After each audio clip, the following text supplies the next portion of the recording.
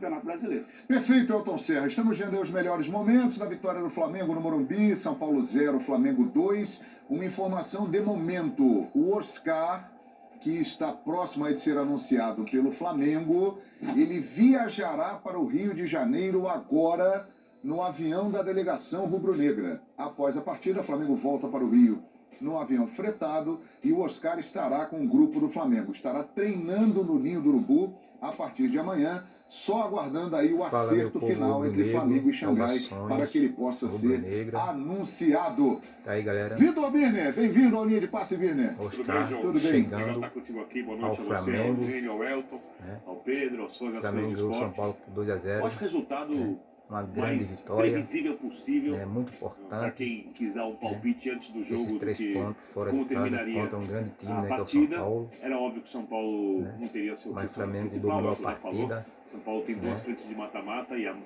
mudança mais- que é prioridade para o Rogério Ceni Mais chance de gol, né? foi sacramentada com essas duas vantagens por 1-0 que o São Um Paulo gol de tem Lázaro em Copa no Sul-Americana e comecinho. Copa do Brasil. E Não o tem Gabriel, elenco para jogar né, em no três, finalzinho nos aí, 3 campeonatos. né, matando. E o Flamengo, será o time jogo, reserva né? do Flamengo?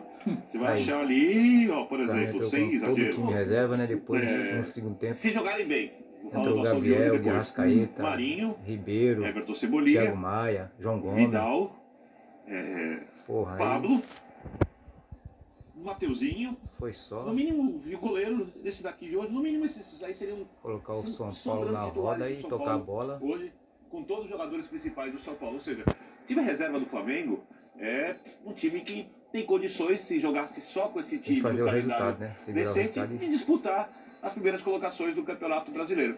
E eu nem acho que fez um grande jogo hoje. Tá?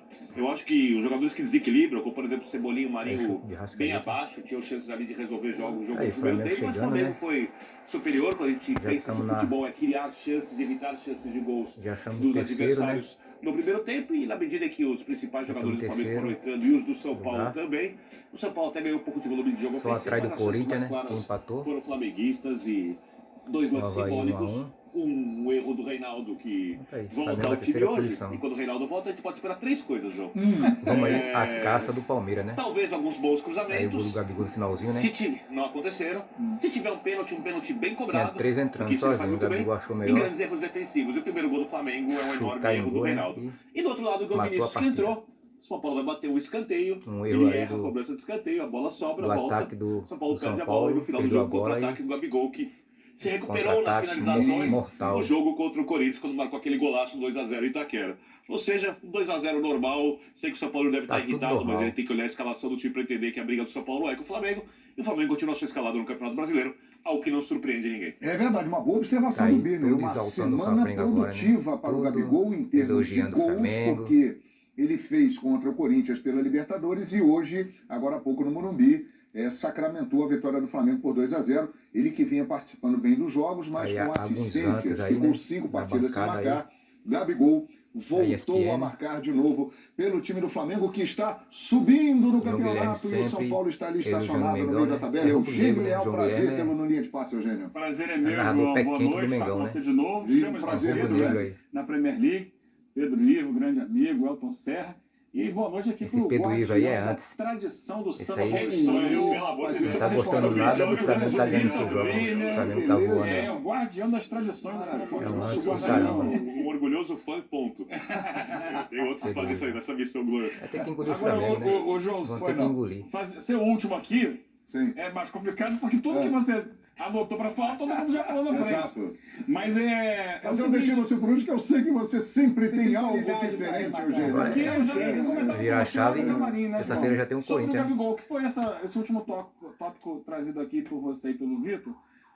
Porque o Gabigol, ele acabou com o jejum de gols, voltou a ser o Gabigol, porém, ele continua jogando sem ser a referência da área, mesmo quando o Pedro não está em campo. Isso já tinha acontecido semana passada, quando ele entrou no segundo tempo contra o Atlético Goianiense. A referência, em algum momento, chegou a ser até o Vitinho como centroavante, e ele um pouco mais pela direita, um pouco mais atrás, e hoje, mais uma vez, o Lázaro seguiu sendo o homem de área, né, mais centralizado, e o Gabigol volta a fazer um gol. trazendo a bola da direita para dentro e batendo. Ele pega muito bem nesse tipo de jogada.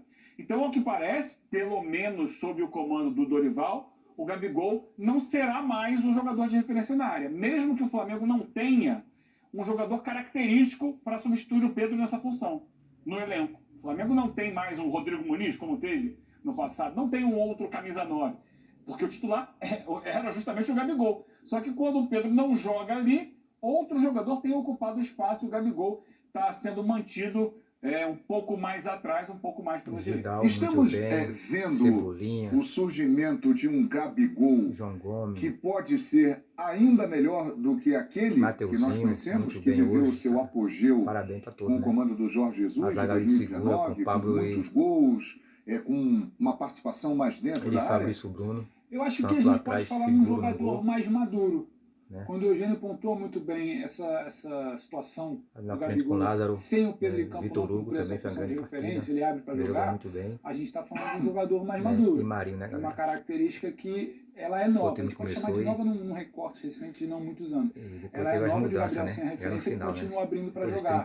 Ele começa um movimento quando ele tenta se colocar à disposição do Tite nessa função, o Tite abre ele cobra um jogador mais completo, ele pensa fazer isso no Flamengo, início do ano, com o Pedro faz mais ainda, Eugênio pontuou hoje novamente sem o Pedro, faz mais uma vez, ele é um jogador mais maduro, mais completo, mais histórico é difícil, porque sempre vai ficar viva aquela coisa da sequência de gols decisivos. Então, o torcedor, de uma maneira geral, o rubro-negro principalmente, ele sempre vai se apegar ao cara que está fazendo gol. Se o Pedro está fazendo gol e o Gabriel não está fazendo gol, eu estou preferindo o Pedro. Nessa semana foi o Gabriel. Exato, mas eu acho que o recorte geral, se o Pedro está fazendo gol, e a gente está aqui pontuando que o Pedro finaliza muito bem, o Gabriel jogando muito bem para o time, eu acho que o torcedor ainda fica aquela coisa do gol. E é papel do torcedor. O que eu vejo é um Gabriel talvez mais maduro. Isso aí é antes. O Gabriel mais maduro. Ainda queria ver um pouco mais de secador do caramba. É um capricho nosso, porque também não está talvez função específica dele. O time que entra em campo hoje com Cebolinha e Maria é um time que recompõe muito mais. Não tem, por exemplo, isso é um que não quer ver o Flamengo os compromissos de outros jogadores que têm muito mais a bola quando é o time principal jogando. Agora, inteligente, cumpridor de suas funções, mais maduro.